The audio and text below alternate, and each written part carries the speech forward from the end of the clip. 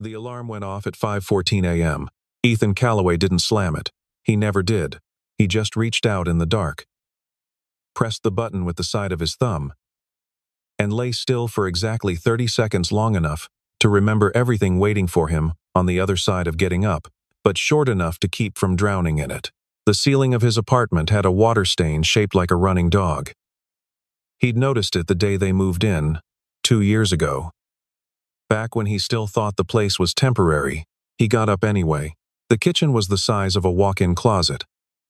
He filled the coffee maker with what was left in the bag, barely enough, and while it hissed and dripped, he stood at the window and watched the street below. It was October in Whitfield, New Jersey, and the trees lining Garner Avenue were losing the last of their color. The gutter was full of brown leaves pressing against the drain. Nobody had cleaned it in weeks. His name was Ethan Callaway. He was 34 years old, though he looked a year or two older than that. Not worn down, just seasoned. There was a difference. His hands were the hands of a man who worked with them, calloused at the palms, scarred across 2 knuckles on the right from a compressor fitting that had slipped 3 years back. He stood just over 6 feet, kept his dark hair short, and had the kind of jaw that looked like it had learned to stay set. He worked at Kessler Automotive on Route 9 oil changes, brake jobs, transmission flushes, the occasional engine overhaul when the owner, Dale Kessler, trusted him enough to take it on. The pay was $19.40 an hour. Before taxes, he'd been there 4 years and had gotten 2 raises, both of them 50 cents. He was also, entirely and without help, raising a 7-year-old girl named Lily. Lily woke up 30 minutes after him, every morning, with the reliable precision of someone who had never needed to be told twice. She appeared in the doorway of the kitchen in her socks and a faded pink shirt that said, "Camp, whatever" on the front, a shirt that had belonged to a cousin she barely remembered, and she looked at the coffee maker the way most children her age looked at cartoon characters. "Morning, Dad." "Morning, Bug." She climbed onto the stool at the counter and propped her chin in her hands. She had her mother's eyes, that specific dark brown that turned amber near the center when the light hit right, and she had Ethan's way of going quiet when she was thinking hard about something. "We're out of the good cereal," she said. "I know. The other kind makes the milk taste like cardboard." "I know that too." She considered this with the solemnity it deserved. "Okay." He made her toast with peanut butter. Cut it diagonally, because she'd once told him, very seriously, that diagonal made it taste better, and he had never stopped doing it since. She ate, and he drank his coffee, and neither of them said much. The radio on the counter played a weather report. Cold front moving in by afternoon. Rain likely. This was their morning. It wasn't glamorous. It wasn't what Ethan had imagined at 22, in his other life, when he'd been midway through a degree in civil engineering at Rutgers, and dating a girl named Sasha, who laughed too loud, and made every room feel smaller and better at the same time. That life had ended in a hospital corridor, when Lily was 4 days old, and Sasha's heart simply, without warning or ceremony, stopped. He did not talk about that often. He did not need to. It was in everything: the way he cooked enough for 2, the way he kept Sasha's one photograph on the fridge, not as a shrine but as a presence, the way he said Lily's name sometimes with a gentleness that had nowhere else to go. He dropped Lily at school by 7:45. Kissed the top of her head at the gate, and drove his 12-year-old Civic to the garage, with the heater blowing lukewarm air the whole way. At Kessler Automotive, Ethan was what Dale called the guy who doesn't complain. This was meant as a compliment. Dale was 56, heavyset, wore the same ball cap every day, and ran the garage the way certain men run their lives. By inertia and stubbornness, mostly, with occasional good instincts. He liked Ethan. He also underpaid him. These 2 facts coexisted without apparent conflict. There were 3 other mechanics. Pete, who was 26 and funny. Marcus, who was 40 and kept to himself. And Ronnie, who was 50 and had bad knees and called everyone chief. They got along in the way men who spend 8 hours a day under cars get along, not intimately, but reliably. Ethan was good at his job, better than good. He had a spatial intuition for engines that surprised people, the ability to listen to a running motor and locate the dysfunction the way a musician hears a wrong note. He could have gone somewhere with it. He still thought about that sometimes. He just never thought about it for too long. At lunch, he got a letter from his landlord, Gary Prentice, forwarded through the super. It was the third notice about the back rent. 2 months, $2,340. The letter had the word legal action in the second paragraph, in the same bland font as everything else, which somehow made it worse. He folded it, put it in his back pocket, and went back to the Jeep Cherokee on the lift. He did not stop working until his shift ended at 5:30. It was raining by the time Ethan pulled out of the garage lot. Not a light rain. The kind that comes in fast, sideways. The kind that makes everything beyond 30 yards disappear into gray. The Civic's wipers were doing their best, which was not particularly impressive. He drove with both hands on the wheel and the radio off. Route 17 was backed up. So he cut over to Meridian Boulevard, an older 2-lane road that ran through the edge of what used to be light industrial, now mostly vacant lots, and the occasional still operating warehouse. It was darker out here. The streetlights were spread thin. The pavement was the kind of old blacktop that gets slick the moment water hits it. He was passing the third of 4 storage facilities on the right side, the one with the broken gate that had been broken since at least last spring when it happened. He heard it before he saw it. A shriek of tires, long, desperate, then a concussive bang that he felt in his chest before his brain processed it as sound, then silence, and then the hiss of rain, and then a low groaning of metal settling. He braked, looked left. A black Mercedes, the kind that costs more than some houses, had left the road at the bend about 40 yards ahead of him. It had clipped the guardrail, flipped once, or at most twice, judging by the damage, and come to rest on its passenger side against the concrete base of an old utility pole. Steam was rising from the hood. The front windshield was gone entirely. One wheel was still spinning slowly in the air, indifferent to everything. Ethan pulled to the shoulder and was out of the car in the same motion. He ran. He was aware, in some back corner of his mind, of another car stopped on the far side, a sedan. Its hazards on. The driver standing outside holding a phone to their ear, but not moving toward the wreck, standing, watching, waiting for someone else to go first. He didn't think about that. He just ran.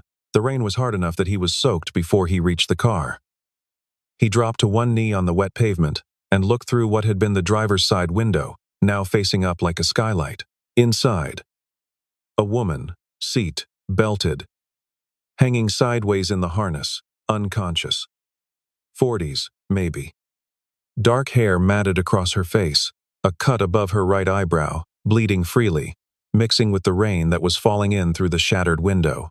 He smelled fuel, not a faint smell, a strong one. "Hey," he said, sharp. "Hey, can you hear me?" Nothing. He reached in, got his hand to her neck. Pulse fast, but there. She was breathing. The fuel smell got stronger. He looked toward the rear of the car and saw the shimmer, the thin, dark river of it spreading across the road in the rain. Not a lot yet, but heading toward the exhaust pipe, which was still hot. He made a decision in about half a second. He couldn't move the car. He couldn't stop the fuel. He could move her. He got both arms through the window, got one under her shoulders and one behind her head the way he'd learned briefly, a long time ago, in a context he didn't often explain, and he released the seatbelt with his elbow, which took 3 tries and one badly scraped forearm. She came free and he pulled, slowly, trying to keep her spine as stable as he could manage, while also being aware that he had maybe 30 seconds before the math stopped working in his favor. He got her out. He got her across the pavement, across the shoulder gravel, and down into the shallow drainage ditch on the far side of the road. It was wet and cold and not comfortable. It was also about 12 feet from the car. 12 feet turned out to be enough. The explosion wasn't cinematic. It was a deep, concussive whump, followed by a wall of heat and a hard orange light that turned the rain to steam in a 10-foot radius. The rear of the car went up, then the rest of it, the glass that was left, blew outward in a flat pattern. Ethan was crouched over the woman in the ditch, his arms bracketing her head, his back to the blast. He felt the heat across his shoulders like a hand pressing hard. The sound was enormous. Then it was over. Just rain, and burning metal, and the distant wail of something, an alarm, somewhere, triggered by the concussion. He sat back on his heels and looked at her. She was still unconscious. The cut on her forehead was worse than he'd thought. Scalp wounds bleed disproportionately. He knew that, but her breathing was steady. No visible deformation at the neck. Pupils, when he checked with his phone light, were equal and reactive. Probably a concussion. Possibly worse. He didn't have the equipment to know. He could hear sirens now. Someone had called. Maybe the sedan driver. Maybe someone else. He took off his jacket, his one decent jacket, a heavy canvas work coat, and spread it over her. Then he put 2 fingers against her carotid again. Still steady, still there. She was going to be okay. He stayed in the ditch with her, in the rain, until the ambulance arrived. She came to slowly, the way people do when the brain is protecting itself, swimming up through layers before breaking the surface. The first thing she registered was cold. The second was a voice low, calm, saying her name. But she didn't understand how anyone here could know her name. She hadn't said it. She opened her eyes. Rain. A man's face above her, haloed faintly by the orange light of something burning not far away. He was soaked. Dark hair plastered flat. A jaw that looked like it had been chiseled, rather than grown. His eyes were the specific gray of overcast sky, serious, focused. Watching her with the practiced assessment of someone who had done this before. "Don't move yet," he said. "Give it a second." She blinked. Her head hurt enormously. Her shoulder felt wrong. She was lying in what was clearly a ditch. Soaked through, cold in a way that went past uncomfortable and into significant. "What happened?" she said. It came out as a statement, rather than a question. "You went off the road. Your car's gone. There was a fuel leak." He paused. "You're okay. Your neck is fine. I was careful. You'll have a concussion probably, but you're okay." She turned her head slightly and saw the burning wreck. The Mercedes. She recognized the shape of it, or what was left. She looked back at him. "You got me out of that." It wasn't a question either. She could tell from the way he was kneeling, the angle, the slight favoring of his left side where his jacket was gone, that he'd been in the water with her. He smelled faintly of gasoline and singed fabric. "Yeah," he said. She looked at him for 3 full seconds. Not in the disoriented way of someone who didn't understand where she was. In the deliberate way of someone filing information. "Alyssa Wells," she said. "My name." "Before you ask." "Wasn't going to ask," he said. "People always ask." He almost smiled. It didn't quite get there. He was watching the road, tracking the approaching lights. The ambulance reached them 90 seconds later. 2 paramedics came down the embankment with a backboard and a portable light. They immediately began their assessment. The man, she still didn't know his name, stepped back and out of the way the moment they arrived. With the particular quality of stepping aside that belongs to people who help and then disappear. "Wait," she said, to the paramedic, and also, somehow, past him. But by the time they'd gotten the collar on her and the board under her, and started the carry to the road, she could see his car, an old silver Civic. She registered the make without thinking about it, pulling back onto Meridian Boulevard. No name, no waiting around, no asking for anything. She filed that too. The hospital was Street Catherine's Medical Center in Clifton, 20 minutes from the accident site. Alyssa Wells had a mild concussion, a fractured collarbone, 4 stitches above her right eyebrow, and a collection of bruises that would take 3 weeks to fully surface. The attending physician told her she was lucky. She said she knew. She had a way of saying things that communicated she already knew them, without making the person telling her feel dismissed. It was a skill she'd spent years developing. By 9 p.m., the room had transformed. Her assistant, a precise, exhausted-looking man named Graham Finch, had arrived with her phone, laptop, and a set of clothes. Her head of security, a former federal agent named Dennis Pruitt, was stationed in the hallway. A publicist was fielding calls. Her CFO had sent flowers and a message that was, characteristically, primarily concerned with the board meeting on Thursday. The media had the story. Of course they did. Alyssa Wells, 41 years old, was the founder and chief executive officer of Wells Infrastructure Group, a mid-Atlantic infrastructure development and engineering firm that had grown, over 16 years, from a 2-person consultancy in a rented office in Hoboken to a $2.3 billion enterprise with projects in 11 states. She had been on the cover of 3 business publications. She had testified before a Senate subcommittee on infrastructure spending. She had, twice, been listed on national rankings of influential executives. She was also, her close staff would tell you privately, a person who was very difficult to help because she was very accustomed to not needing it. "The man who pulled me out," she said to Graham, when the room had settled slightly. "Find him." Graham had his tablet ready. "We're already looking. The paramedics couldn't give us a name. He was gone before they thought to get one. I've requested the traffic camera footage from the city. And there should be one camera on the utility pole at the northern end of that stretch that might have, get me the plate number from the silver Civic." Graham looked at her. "You got the plate?" "First 3 letters. VJR. She paused. "New Jersey registration. Looked like a 2012 or 2013 Honda." The passenger side mirror was taped. Graham wrote it down without comment. He had worked for Alyssa for 6 years, and had long since stopped being surprised by her retention. "How long?" "I'll have a name for you by morning." She nodded, then looked at the ceiling. Her shoulder throbbed. Her head was pressure and static. The doctor had told her to rest. She was not resting. She was thinking about the man in the rain. The way he'd said, "Don't move yet," not as a command, but as the kind of instruction that comes from knowing, as opposed to the kind that comes from wanting to appear in control. The way he'd stepped back the moment the professionals arrived. The way he'd been completely, utterly unconcerned with who she was. Most people, in her experience, were eventually concerned with who she was. By 7:40 the next morning, Graham had a name. Ethan Callaway, 34, address on Garner Avenue in Whitfield, employed at Kessler Automotive. 1 daughter, Lily, age 7. No criminal record, no civil judgments, no social media presence of any significance.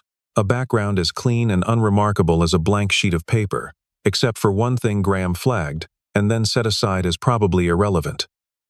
2 years at Rutgers School of Engineering. Incomplete, a decade ago. Alyssa read the file twice. Then she said, "Don't contact him yet." What Graham's file didn't say, because files never do, was this. On the Tuesday morning after the accident, Ethan Callaway's landlord, Gary Prentice, came in person to the apartment and knocked on the door at 8 a.m. Lily had already left for school.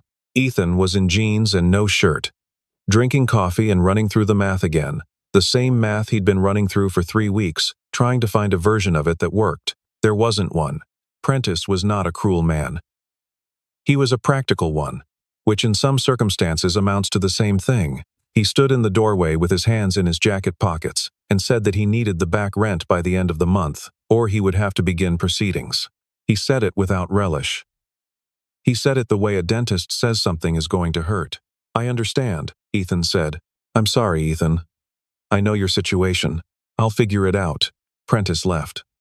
Ethan stood in his kitchen and looked at the water stain on the ceiling for a while. The dog shape. He'd gotten so used to it he sometimes forgot it was there. The money problem had several parts. The back rent was $2,340. Lily's prescription for the inhaler she needed, she'd had mild asthma since she was 3, had been partially covered by the insurance his job provided, but the coverage had changed at the start of the year and was now meaningfully worse. The co-pay for a 90-day supply was $180 now. It used to be $40. He'd stretched the last one as far as he could. He needed to refill it this week, and Pete, the youngest mechanic at the garage, had borrowed $200 from him in September for a car payment and hadn't mentioned it since. Ethan hadn't mentioned it either. Pete had a kid too. None of this made Ethan angry. That was the thing about him that people who knew him couldn't quite explain. He wasn't resigned. Exactly, he didn't have the flat affect of a man who'd stopped caring. He was still in it, still present. He just didn't waste energy on the parts he couldn't change. He got to work, and on his lunch break he went to the CVS 2 blocks away and picked up a refill for Lily's inhaler. He put it on his credit card, which was at $3,200 of a $3,500 limit. He put the receipt in his wallet and didn't look at the balance. On the way back to the garage, he passed a woman struggling with a flat tire in the parking lot of the strip mall. a small woman in her 60s, visibly stressed, trying to read the owner's manual of a minivan in the rain. He stopped, changed the tire in 11 minutes, refused her money, and was back at his workbench at 1:04. He was 2 minutes late. Dale didn't say anything. Dale had seen Ethan's hands when he came in oil, not fresh and new. "Next time clock back in first," Dale said. "Yeah," said Ethan. "Sorry." He wasn't sorry. But he said it anyway, because it cost nothing and kept the peace. And keeping the peace was the kind of thing that mattered when you were one bad week from losing your apartment. There was also the matter of what people thought of him, though he tried not to care about it, and mostly succeeded. That same week, a man had come in driving a Range Rover with a service light on mid-50s, the kind of sunburn that comes from ski vacations rather than outdoor labor, wearing a quarter zip that cost more than Ethan's monthly groceries. He'd stood at the counter and looked at Ethan and asked, without apparent irony, whether there was someone else he could speak to. "Someone more senior." "I'm the senior mechanic," Ethan said. The man had looked him over. The stained coveralls, the hands, the functional wristwatch that had a cracked crystal on the face. "Right," the man said, in a tone that contained everything he wasn't saying. Ethan had diagnosed the issue, a faulty MAF sensor, and a secondary evap code that had been misread by the dealership in 8 minutes. Fixed it in 40, the man had taken the car without a word of thanks and left a review online that said the staff were professional enough, I suppose. Ethan had read the review on his phone at the end of the day, eating a sandwich at his workbench. He'd set the phone down, finished the sandwich, and gone back to the Subaru with the exhaust issue that was waiting on the lift. Some things you let pass, not because you don't notice them, but because the energy you'd spend on them is energy you need somewhere else. Lily's inhaler, the rent letter, the credit card balance approaching its ceiling. These were the real weights. Everything else was just weather.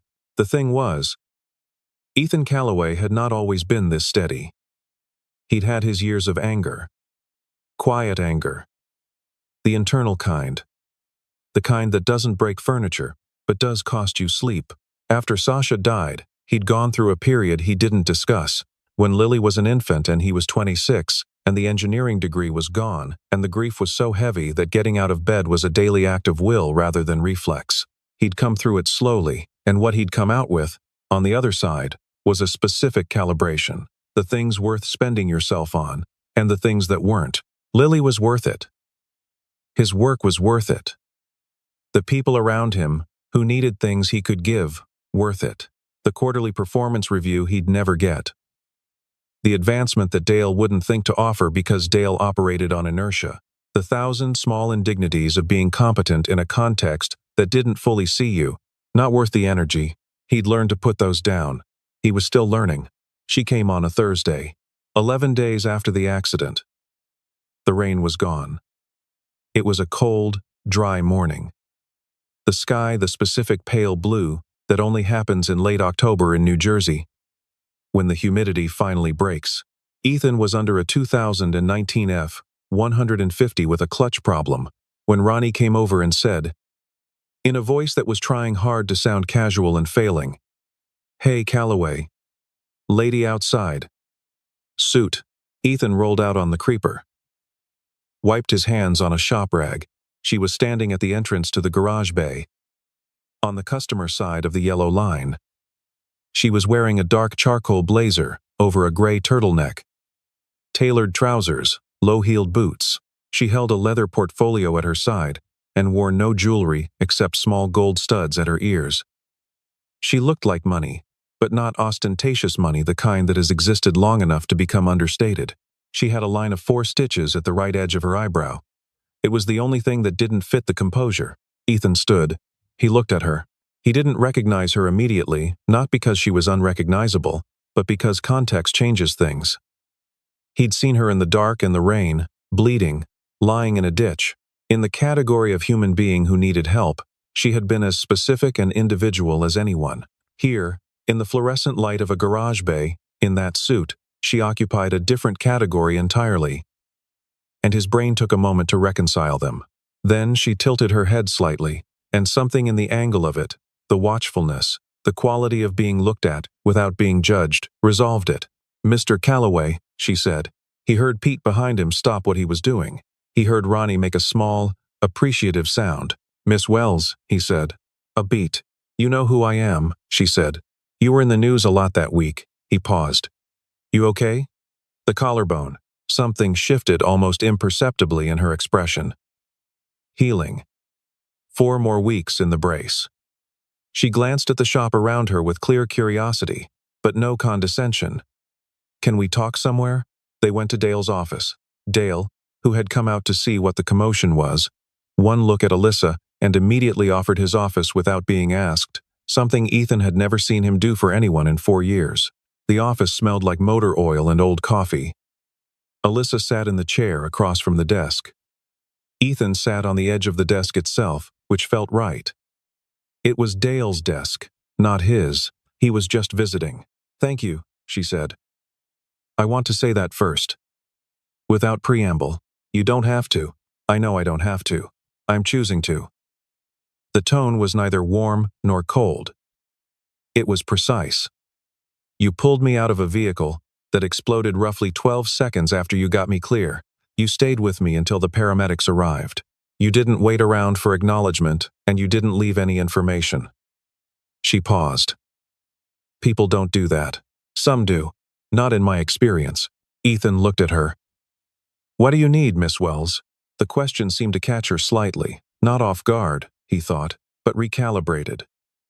She wasn't accustomed to being moved from gratitude to function that quickly. I'd like to help you, she said. In whatever way is useful. I'm fine. You have $1,800 in your checking account. Your rent is 14 days late. Your daughter's medical costs have increased significantly this year. You drive a car with a failing transmission. She said it without triumph, just facts. Delivered the way engineers deliver load calculations. I had you looked into. I want to be transparent about that. Ethan was quiet for a moment. That's a significant violation of privacy, he said at last. It is. I'm sorry. And the strange thing was that she meant it. I needed to know who you were. I understand if that bothers you. It does. He looked out the small office window at the garage bay. Pete was very obviously pretending to work. You being sorry for it doesn't fix the fact that you did it. No, she agreed. It doesn't. Another pause. Something in the room was recalibrating. I don't want money, Ethan said. I know. I want to be clear about that. I heard you. She uncrossed her legs, sat forward slightly. I'm not offering charity. I'm offering. She seemed to be choosing the word carefully. A relationship of mutual benefit. Properly structured. If you're interested, he looked at her for a long time. I'll think about it, he said. He told her he'd think about it. He did not tell her yes, but over the next 3 weeks, things changed anyway. The first thing was the rent. Ethan came home on a Friday to find an envelope slid under his door, not from Prentice, but from Prentice's property management company. Inside was a letter informing him that the back balance had been cleared by an anonymous payment, and that going forward, his monthly rate was being reduced to $1,050 from $1,170, citing a revised lease agreement. The signature at the bottom was an entity called Wig Holdings, LLC. Ethan stood in his hallway and read the letter twice.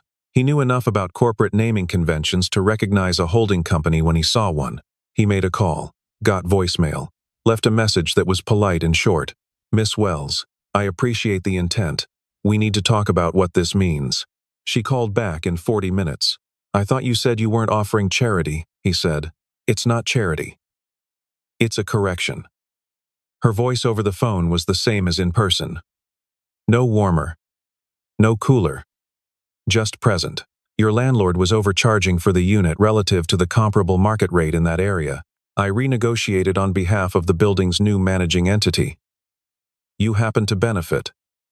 So do the other 12 tenants in that building. He hadn't thought about the other tenants. You bought his building, Ethan said. A brief pause. Wig has a residential portfolio. It was a reasonable acquisition. He almost laughed.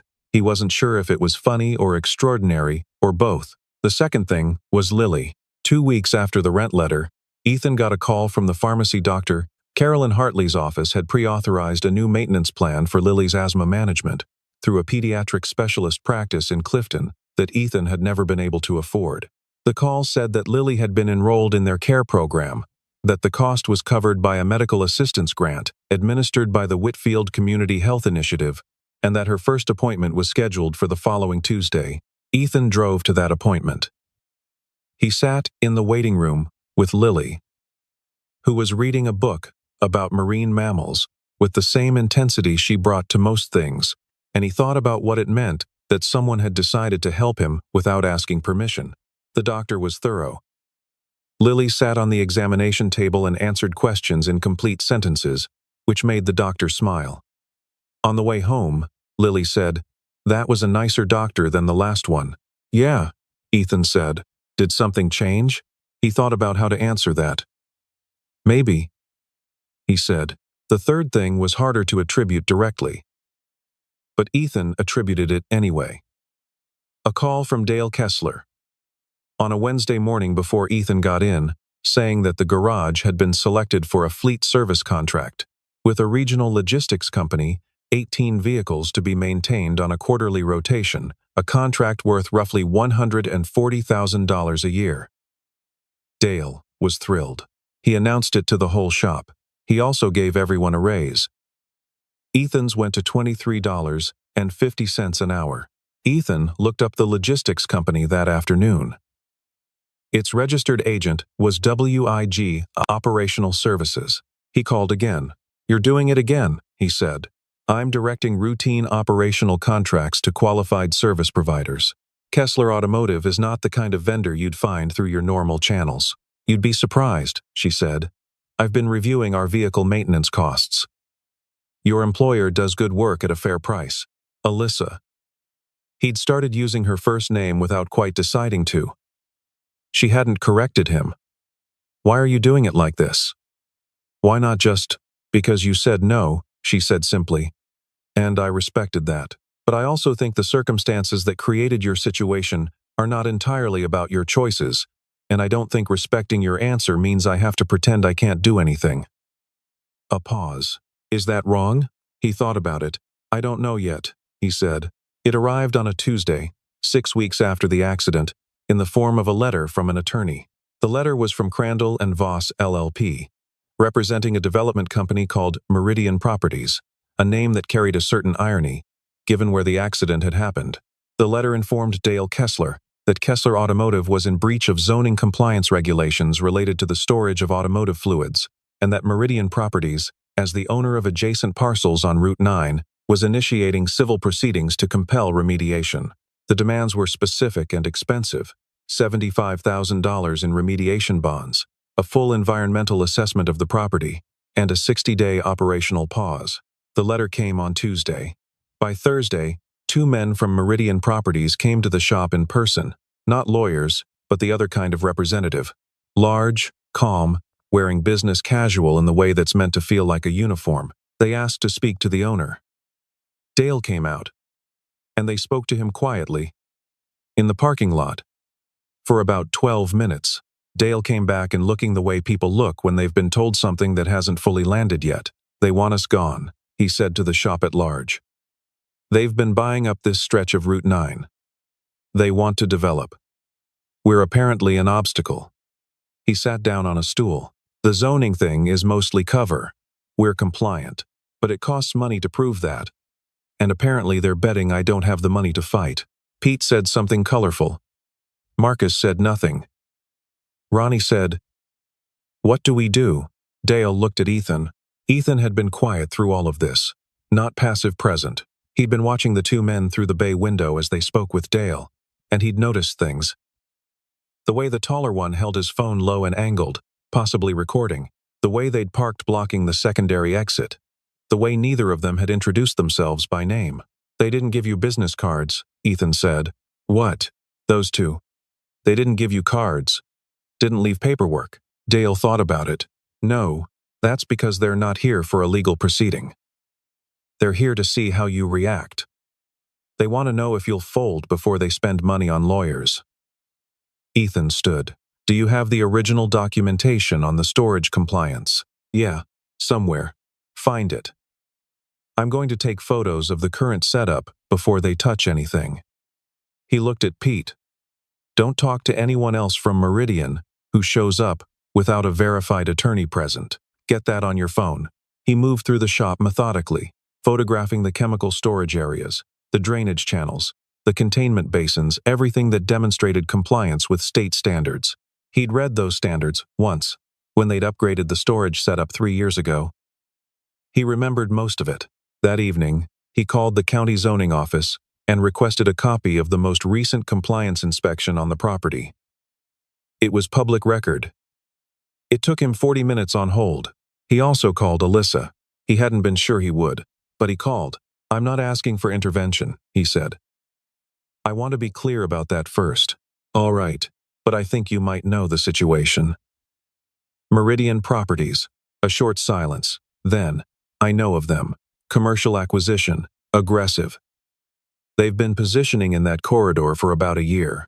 Can you tell me if there's anything about this that's not what it looks like on the surface? She was quiet for a moment. Their primary investor has a lawsuit pending from a previous acquisition that involved similar tactics, zoning pressure, manufactured, compliance complaints. The lawsuit is in discovery. They need Kessler's parcel resolved before that case goes to deposition, or the pattern starts to look like a pattern. Ethan absorbed that. So there's actually more risk for them in a fight than for Dale. Significantly more risk. If Dale contests this and it drags into the spring, it creates a paper trail they can't afford right now. Thank you, Ethan. Her voice had something in it that wasn't quite concern but was adjacent to it. Be careful. These aren't bad people in the classic sense. They're just transactional. When the math changes, they'll want a face-saving exit. I know, he said. Give them one. The next morning, Ethan had Dale send a formal response to Crandall and Voss, drafted with the help of a legal aid attorney that a community organization Ethan had quietly contacted without telling Dale had connected them with. The response was 3 pages. It attached the county compliance documentation. It noted, in professional and specific language, the discovery proceedings in the existing lawsuit against Meridian's primary backer. It invited further dialogue. Meridian Properties did not respond. 2 weeks later, their attorney sent a brief letter withdrawing the complaint. Dale never entirely understood what had happened. He bought Ethan lunch. A good lunch. Actually not the diner, but the Italian place on the corner that Ethan usually only went to when Lily had a good report card. How did you know all that? Dale asked, over pasta. I looked into it, Ethan said. Since when do you know legal stuff? Since I had a reason to learn it. Dale nodded slowly, in the way of a man accepting something without fully understanding it. You ever think about doing something else, besides the garage? It was not the first time someone had asked. It was the first time Ethan didn't immediately say no. Alyssa Wells had built her career on assessment. It was, at its core, what she did. She looked at a thing. A project, a market, a team, a risk. And she assessed it with a precision that most people found either impressive or unsettling, depending on where they were in the equation. She had assessed Ethan Callaway. She had the file. She had the data. She had the follow-up information that came from having people quietly watching the Kessler situation. From the reports Graham gave her on the apartment building, from the pediatric clinic's intake records that she had no business seeing but had seen anyway, and had felt a specific discomfort about that she hadn't felt about this kind of information in years. What the assessment didn't account for was this. On a Saturday morning, 3 days after the Meridian situation resolved, she drove herself not with Dennis, not with Graham, to the park off Garner Avenue in Whitfield. It was a small park. A rectangle of grass. A basketball half-court. A climbing structure. 3 benches. Not much. She sat on the middle bench with a coffee from the place across the street. And she watched.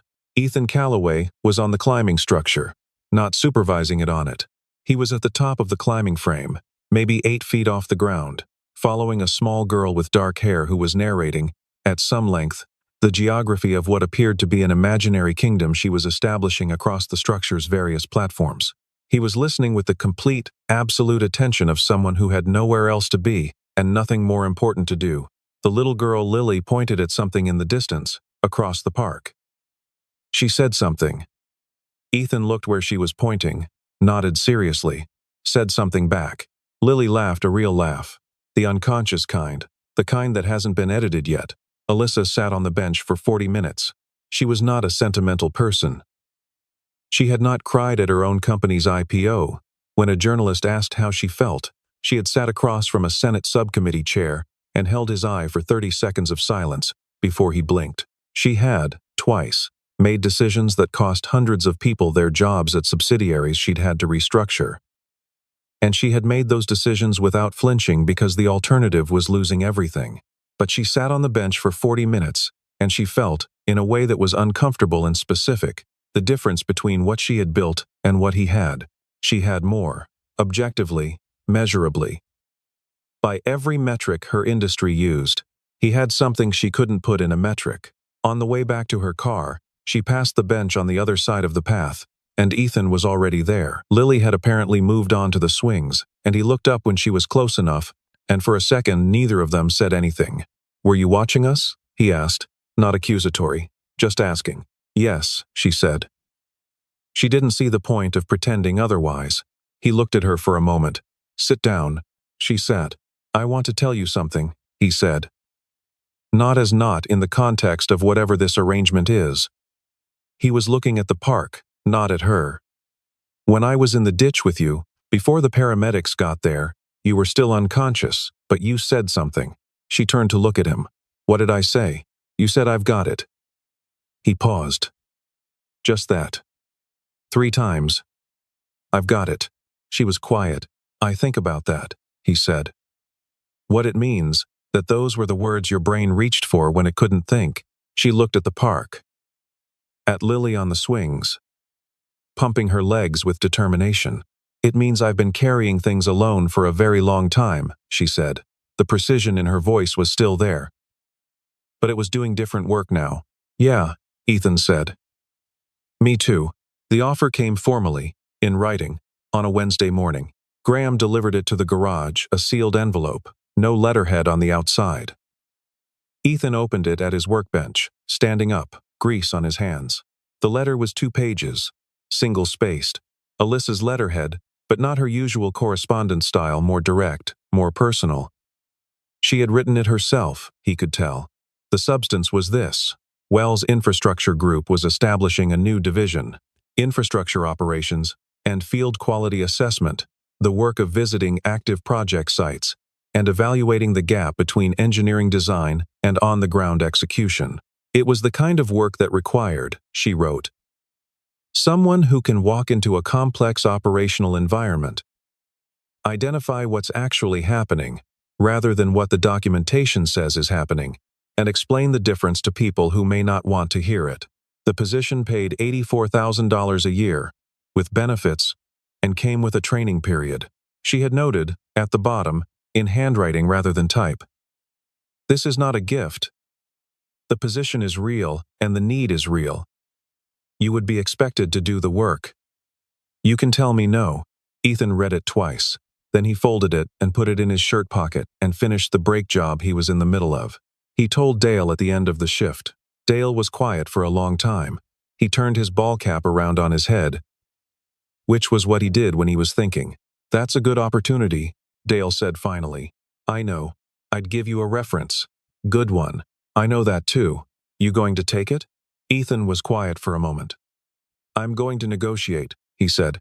Dale blinked. "Negotiate. The starting salary is fair, but the training period is vague. I want it specified.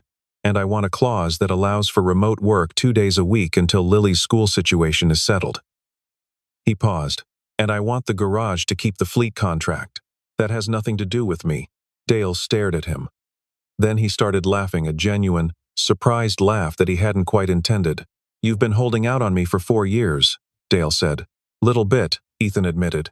He met with Alyssa 3 days later.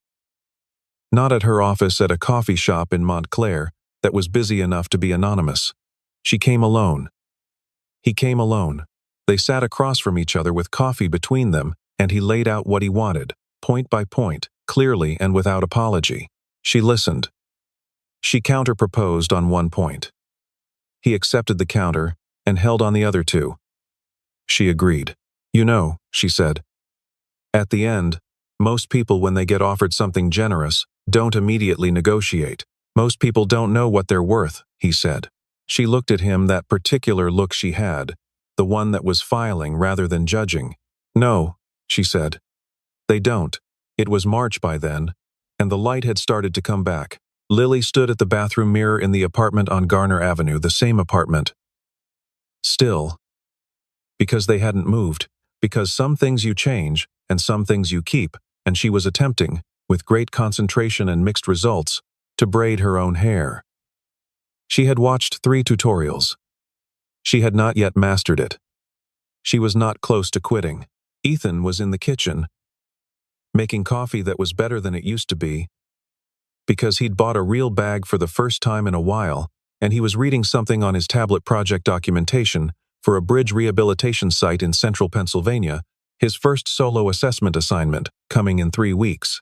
He was nervous about it, not the competence part that he was fine on. The part where he had to walk into a room full of engineers with more credentials than him and tell them something they didn't want to hear. He was working on that. His phone buzzed. A text from Alyssa.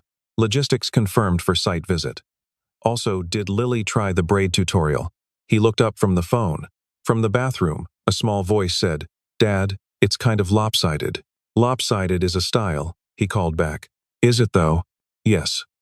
Very popular in Paris." A pause. Then, "Okay," he typed back to Alyssa. "Third attempt this morning. Progress." The response came quickly.